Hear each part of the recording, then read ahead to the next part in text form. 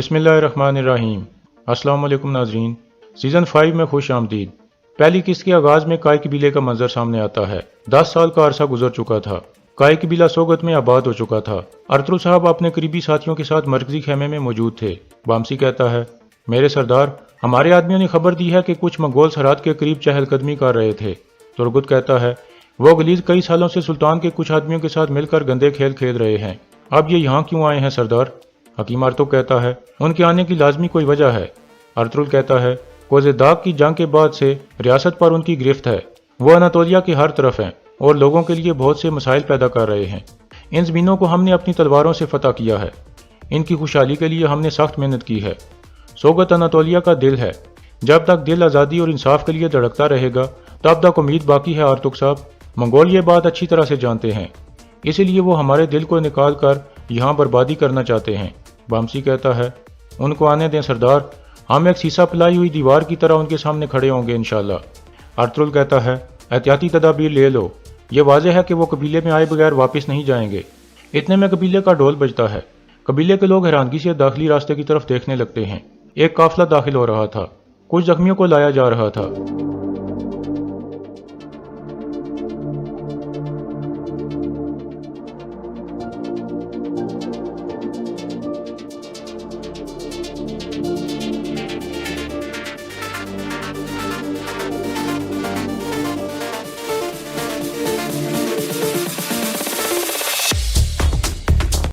आयमा खातून सख्त परेशान हो जाती हैं क्योंकि उस्मान जख्मी हालत में घोड़े पर पड़ा था।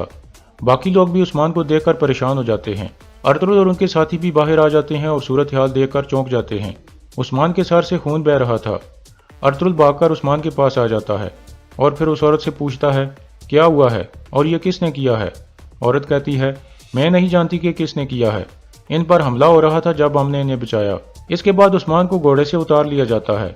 हकीम आर्तो कहता है, हमें उस्मान को फौरन अंदर ले जाकर खून रोकना होगा। अर्तुल उसे उठाकर अंदर की तरफ चल पड़ता है। हकीम आर्तो कहता है, साहब जी, मेरा दवाइयों वाला थैला लाओ। साहब जी फौरन हरकत में आता है।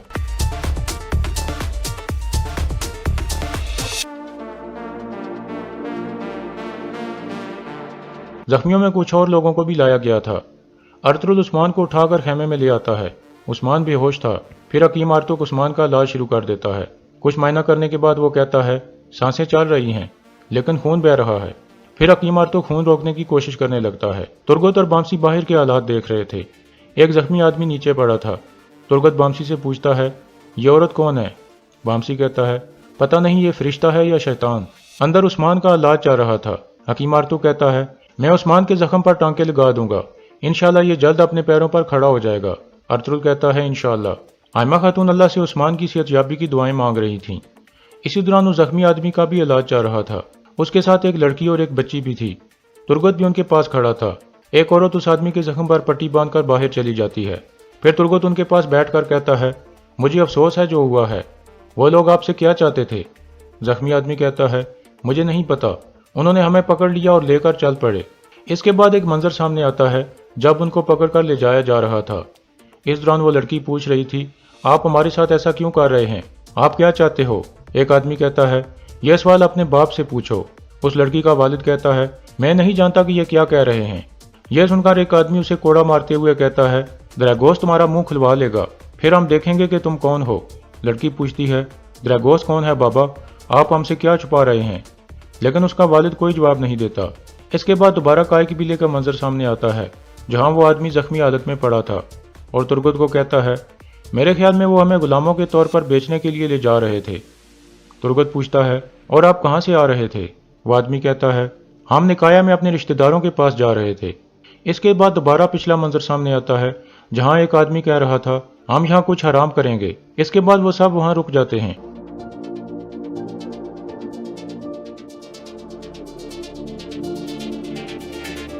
इतने में उस्मान वहाँ पहुँचता है और छुपकर उन सबको देखने लगता है। उस्मान चलते चलते घोड़ों के पास पहुँच जाता है। छोटी लड़की उसे देख लेती है और आहिस्ता से अपने वालिद को आगाह करती है। उस्मान उन सबको खामोश रहने को कहता है। इतने में उस्मान वो रस्सी काट देता है जिसके साथ वो बंधे हुए थे और उन्हें भागने का इशारा करता है। वो तीनों उठकर भागने लगते हैं, जबकि वो आदमी भी उन्हें भागता हुआ देखकर उठ खड़े होते हैं, लेकिन उस्मान उनके सामने खड़ा हो जाता है।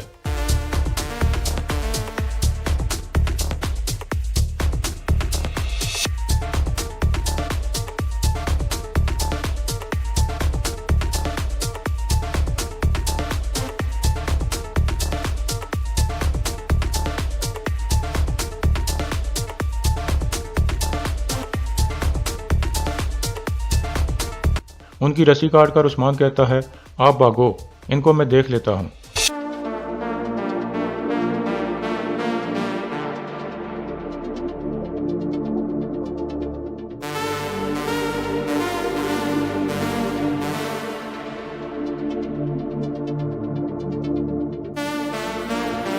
ان آدمیوں کا کمانڈر کہتا ہے تم نے غلط آدمیوں سے پنگا لیا ہے بچے، تم مارے جاؤ گے۔ عثمان کہتا ہے تو آؤ پھر دیکھتے ہیں کہ کون مرتا ہے۔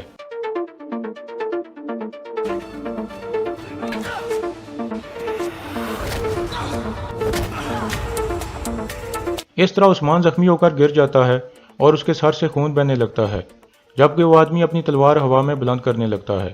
اس کے بعد دوبارہ کائی قبیلے کا منظر سامنے آتا ہے۔ عثمان کو قبیلے لانے والی عورت ارطغرل کے خیمے میں پہنچ جاتی ہے۔ عثمان کا علاج چل رہا تھا، حکیم آرتوک اس کے زخم پر ٹانکے لگا رہا تھا۔ اتنے میں وہ عورت کہتی ہے ارطغرل صاحب مجھے اس واقعے کا افسوس ہے۔ ارطغرل ایک طرف آ کر اس سے پوچھتا ہے یہ واقعہ کہاں پیش آیا اور آپ کیا جانتی ہیں؟ عورت کہتی ہے یہ واقعہ ترنا پہاڑی پر پیش آیا ہے۔ اس کے بعد دوبارہ وہ منظر سامنے آتا ہے جہاں وہ آدمی اپنی تلوار ہوا میں بلند کر رہا تھا۔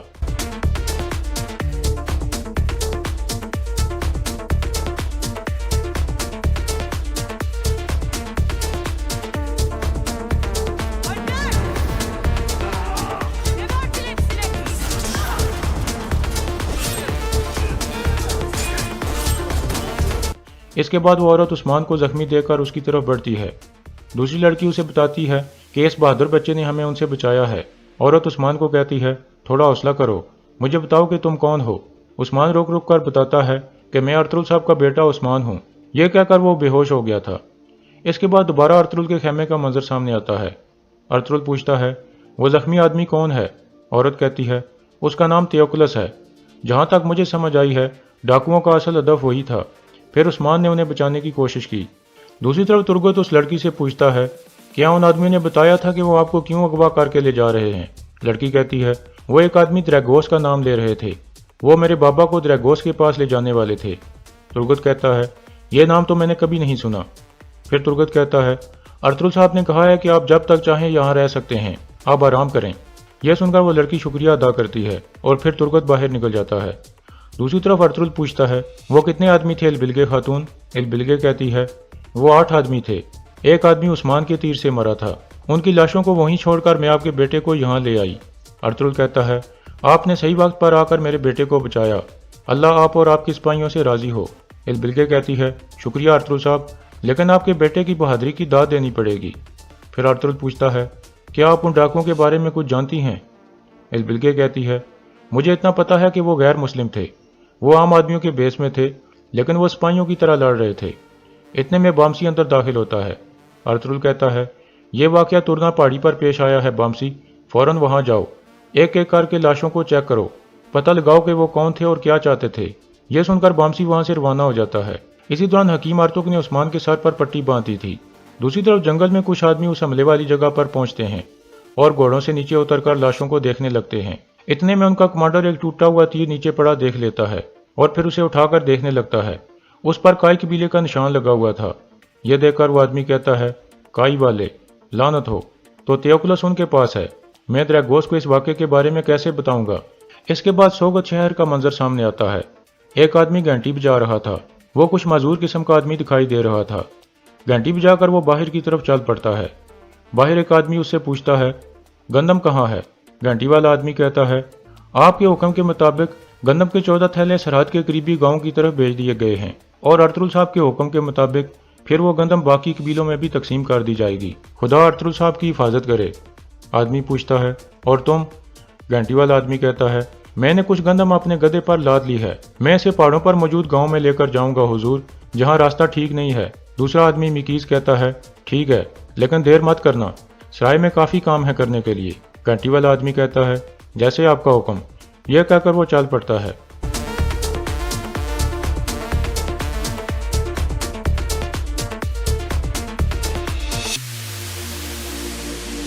دوسری طرف جنگل میں بامسی اپنے سپاہیوں کے ساتھ ترنا پہاڑی کی طرف جا رہا تھا۔ اسی دوران گھنٹی والا آدمی بھی جنگل میں پہنچ چکا تھا۔ تھوڑی دیر بعد بامسی کا قافلہ اس کے سامنے پہنچ کر رک جاتا ہے۔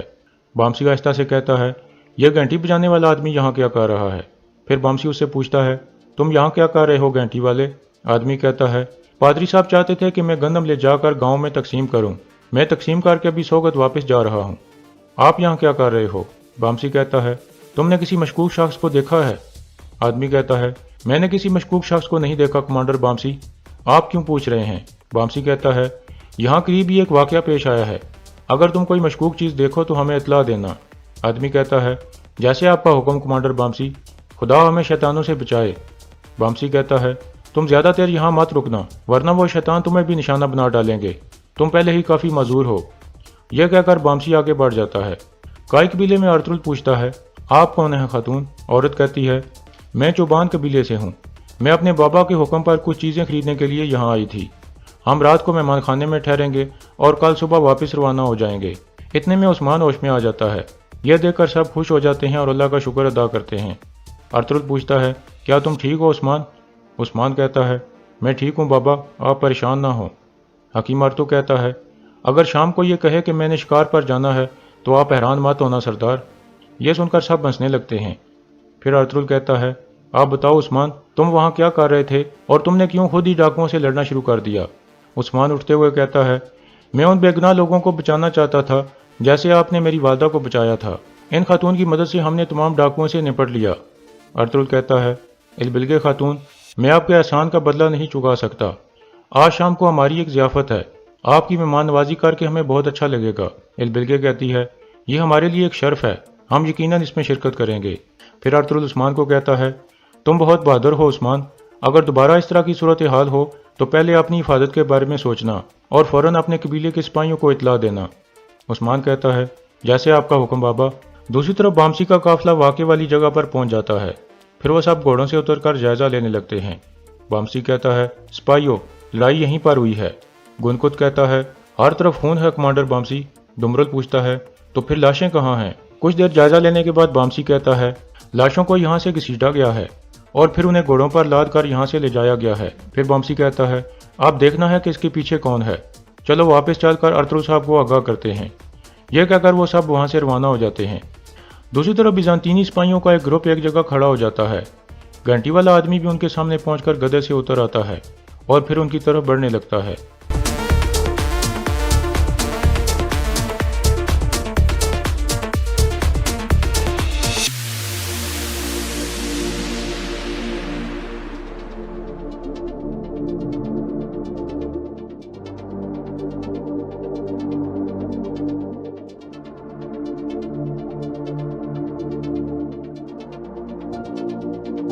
یہ آدمی دراصل دریگوس تھا۔ پھر وہ پوچھتا ہے کیا ہوا لئیس؟ بامسی نے جو کہا کیا وہ صحیح ہے؟ لئیس کہتا ہے کمانڈر دریگوس، بدقسمتی سے وہ آدمی جاسوس تیوکلس ہے۔ دریگوس پوچھتا ہے لیکن ان آدمیوں کے ساتھ کیا ہوا جو تیوکلس کو لے کر آ رہے تھے؟ لئیس کہتا ہے وہ سب مارے گئے ہیں، لیکن تیوکلس اور اس کی بیٹیوں کو وہ لوگ لے گئے ہیں۔ دریگوس غصے سے پوچھتا ہے کون؟ لئیس کہتا ہے کائی قبیلے والے، مجھے ایک لاش کے پاس پڑے تیر کی مدد سے پتہ چلا۔ دریگوس کہتا ہے تو اسی وجہ سے ارطغرل نے بامسی کو یہاں بھیجا تھا، وہ بیوقوف پتہ لگانے آئے تھے کہ یہاں کیا ہوا ہے۔ لئیس کہتا ہے اگر تیوکلس نے ارطغرل کو کچھ بتا دیا تو پھر کیا ہوگا کمانڈر دریگوس؟ دریگوس کہتا ہے وہ نہیں بتائے گا، وہ میرے غصے سے ڈرتا ہے۔ لئیس کہتا ہے اس کا وہاں رہنا آپ کے لیے بہت بڑا خطرہ ہے، اگر وہ آپ کی شناخت جان گیا تو ہر چیز برباد ہو جائے گی۔ دریگوس کہتا ہے قبیلے میں ایک آدمی کو بھیجو جو پتہ لگائے کہ وہاں کیا ہو رہا ہے، کسی مقامی لڑکے کو وہاں بھیجنا جو قبیلے میں آتا جاتا رہتا ہے۔ پھر دریگوس پوچھتا ہے کیا قسطنطنیہ سے آنے والے جنگجو یہاں پہنچ گئے ہیں؟ لئیس کہتا ہے آج شام ہم ایک خفیہ جگہ پر ملاقات کریں گے۔ دریگوس کہتا ہے اب جاؤ، ہمیں اس مسئلے سے جلد نپٹنا ہوگا۔ یہ سن کر وہ سب فوراً روانہ ہو جاتے ہیں۔ اس کے بعد کائی قبیلے کا منظر سامنے آتا ہے۔ ارطغرل حکیم ارطو کو صورتحال سے آگاہ کر رہا تھا۔ اتنے میں ترگت آ کر کہتا ہے میں نے تیوکلس اور اس کی بیٹی سے بات کی ہے، تیوکلس بول نہیں پا رہا لیکن اس کی بیٹی نے ایک نام بتایا ہے، دریگوس۔ ان کو دریگوس کے پاس لے جایا جا رہا تھا۔ ارطغرل کہتا ہے کیا سوگٹ میں آپ نے اس طرح کا نام سنا ہے ارطغرل صاحب؟ ارطغرل کہتا ہے نہیں سردار، میں نے نہیں سنا۔ پھر ارطغرل کہتا ہے ہمیں اس آدمی کا پتہ لگانا ہوگا کہ یہ کون ہے، وہ کسی قبیلے میں نہیں ہو سکتا، وہ صرف سوگت کے بازار میں ہو سکتا ہے، ضروری احتیاطی تدابیر لے لیں۔ پھر ارطغرل کہتا ہے ہم سوگت کی طرف جائیں گے، تم ان لوگوں پر نظر رکھنا ترگت، لازمی یہ کوئی اہم لوگ ہیں، ان کو رات کی ضیافت پر آنے کی دعوت دینا۔ اسی دوران قبیلے کی خواتین مختلف کھانے تیار کر رہی تھیں۔ آئمہ خاتون سب خواتین سے مخاطب ہو کر کہتی ہیں، آج شام کو ایک ضیافت ہے، آپ اچھی طرح سے کھانے تیار کر لیں۔ حفصہ کہتی ہے، آپ پریشان نہ ہو آئمہ والدہ، ہم شام تک ہر چیز تیار کر لیں گے۔ اتنے میں 2 بچے وہاں پہنچتے ہیں جو بامسی اور حفصہ کے بچے تھے۔ وہ آئمہ خاتون کو پانی پلاتے ہیں۔ بچہ پوچھتا ہے، آپ پانی پئیں گی والدہ؟ حفصہ کہتی ہے، تم دوسری خواتین کو پلا دو بیٹا۔ اور یہاں اس قسط کا اختتام ہو جاتا ہے۔